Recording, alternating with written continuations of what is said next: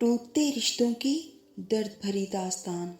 सुबह के 7:30 बजे जब निधि स्कूल के लिए तैयार हुई तो चुपके से ऊपर मम्मी के बेडरूम में गई। धीरे से डोर सरकाया, देखा तो सारा सामान बिखरा पड़ा था। नीचे ड्राइंग रूम में आई, पापा सोफे पर बेसुध सो रहे थे। अपने रूम में आकर उसने अपनी गुल्लक में से 50 रुपए निकालकर पॉकेट में रख लिए। बैग उठाकर बस के लिए निकलने लगी तो सरोज आई। निधि बेटा, आलू का पराठा बनाया है, खा लो।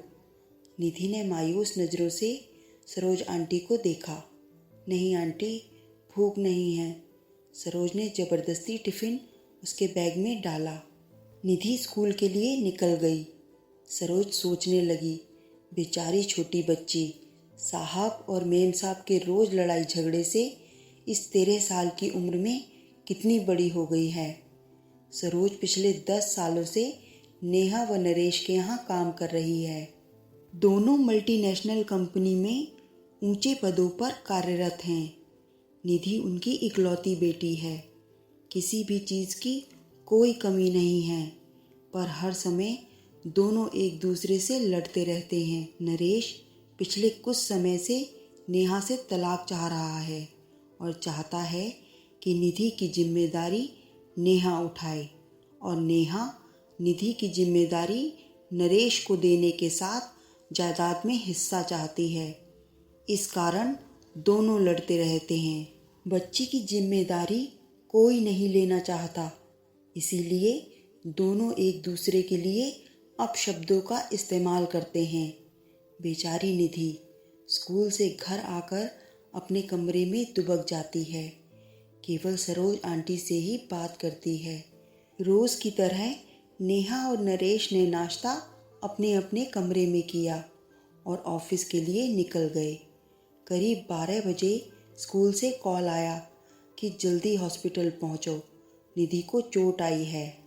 हॉस्पिटल पहुंचकर पता चला कि निधि बहुत ऊपर से सीढ़ियों से गिर गई है। आईसीयू में रखा गया था। ऑपरेशन की तैयारी हो रही थी। सिर में बहुत गहरी चोट आई थी। ऑपरेशन शुरू हुआ, पर जिंदगी मौत से हार गई। नेहा और नरेश स्तब्ध रह गए।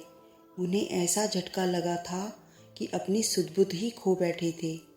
निधि की दादी भी आ गई थी। बेटा बहू को देखकर नफरत से मुंह फेर लिया। पूछताछ हुई।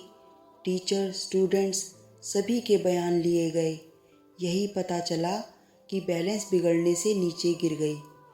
13वां निवटने के बाद नरेश ने अपनी माँ को रोकना चाहा, पर उन्होंने आंखों में आंसू भरकर कहा, तुम दोनों खूनी हो। तुम्हारी जिद मेरी पोती को खा गई। मैं उसे अपने साथ ले जाना चाहती थी, पर तुम दोनों ने उसे अपने अहम का मोहरा बनाकर उसकी जान ले ली। माँ चली गई। सरोज तब से सदमे में थी। फिर उसने जैसे तैसे होश संभाला। नरेश और नेहा से कहा, मेम साहब, मैं अब यहाँ नहीं रह पाऊँगी। इस घर की दीवारें मेरी निधि की सिसकियों से भरी हैं। उसे मैंने कभी अपनी गोद में तो कभी छिप कर रोते हुए देखा है। कभी तो मेरा मन किया कि उसे लेकर भाग जाऊं, पर मैं डरपोक थी, ऐसा नहीं कर सकी। अगर चली जाती तो शायद वो आज जिंदा होती। नरेश और नेहा के पास अब शायद कहने को कुछ नहीं था। जैसे जैसे दिन बीत रहे थे, उनका लड़ाई झगड़ा एक अजीब सी बर्फ में तब्दील हो चुका था। उनकी सारी भावनाएं अंदर ही अंदर एक खामोशी अख्तियार कर चुकी थी। संडे का दिन था। बड़ी मुश्किल से नेहा ने निधि के रूम में जाने की हिम्मत जुटाई थी। महीनों दोनों उसके कमरे में कदम नहीं रखते थे। कैसे माँ बाप थे वो दोनों। उसका रूम, उसका बेड, तकिया, उसकी किताबें, उसकी पेंसिल, पेन, स्कूल बैग सब वैसे ही रखा था। अलमारी खोली तो उसके कपड़े नीचे गिर पड़े। उसका हल्का ब्लू नाइट सूट जिसे वह अक्सर पहना करती थी। नेहा रोते हुए अलमारी से सामान निकालने लगी। तभी उसके हाथ एक ब्लू कलर की डायरी लगी। उसने कांपते हाथों से उसे खोला। आगे के कुछ पेज फटे हुए थे। पेज दर पेज टूटे दिल की दास्तान छोटे छोटे टुकड़ों में दर्ज थी। मम्मी पापा, मैं आपको डियर नहीं लिखूंगी क्योंकि डियर का मीनिंग प्यारा होता है। पापा, आप मम्मी को कहते हो कि तुम्हारी बेटी, और मम्मी आप पापा को कहते हो तुम्हारी बेटी। आप दोनों ये क्यों नहीं कहते हो हमारी बेटी? अगले पेज पर था, पता है, जब मैं मामा जी के घर जाती हूँ, मामा मामी मुझे बहुत प्यार करते हैं। मामी अन्नू को जब प्यार से मेरा बच्चा कहती हैं तो मुझे लगता है, क्या मैं प्यारी बच्ची नहीं हूँ? मम्मा, मैं तो आपका सारा कहना मानती हूँ, फिर भी आपने मुझे कभी प्यारी बच्ची नहीं कहा। अगले पेज पर था, मम्मी जब मैं बुआ के घर जाती हूँ तो बुआ मुझे बहुत प्यार करती हैं, पर खाना नक्श की पसंद का बनाती हैं। मम्मा, मुझे भी राजमा बहुत पसंद है। मैंने कहा था कि आप बनाओ, पर आपने कहा मुझे तंग मत किया करो। जो खाना है सरोज आंटी को बोला करो। पता है मम्मा, मैंने राजमा खाना छोड़ दिया है, अब मन नहीं करता। अगले पेज पर था, पापा मैं आपके साथ आइसक्रीम खाने जाना चाहती थी, पर आपने कहा आपके पास फालतू चीज़ों के लिए टाइम नहीं है।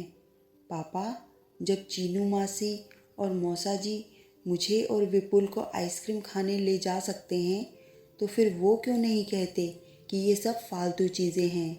पता है मम्मी, मैं अपने घर से दूर जाना चाहती हूँ, जहाँ मुझे ये ना सुनाई दे कि निधि को मैं नहीं रखूँगी, जहाँ पापा के चिल्लाने की आवाज़ ना सुनाई दे। पापा, अगर मैं बड़ी होती तो मैं आप दोनों को कभी परेशान नहीं करती, मैं खुद ही चली जाती। मैं तो आप दोनों से बहुत प्यार करती हूँ। पापा मम्मी, आप दोनों मुझे प्यार क्यों नहीं करते? एक पेज पर था, I love you Saroj aunty, मुझे प्यार करने के लिए, जब मुझे डर लगता है अपने पास सुलाने के लिए, मेरी हर बात सुनने के लिए। और अंतिम पेज पर था, दादी आई लव यू, आप मुझे यहाँ से ले जाओ, आई प्रॉमिस कभी तंग नहीं करूँगी। नेहा डायरी को सीने से लगाकर जोर जोर से रो पड़ी। नरेश भी उसके रोने की आवाज़ सुनकर आ गया था। नेहा ने डायरी उसे पकड़ा दी। पेज दर पेज पलटते हुए उसके चेहरे के भाव बदलते जा रहे थे।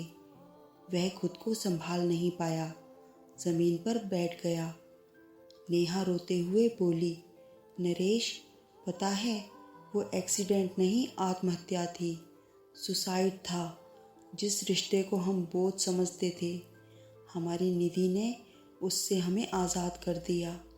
नरेश, हम दोनों ने अपनी बच्ची का खून किया है।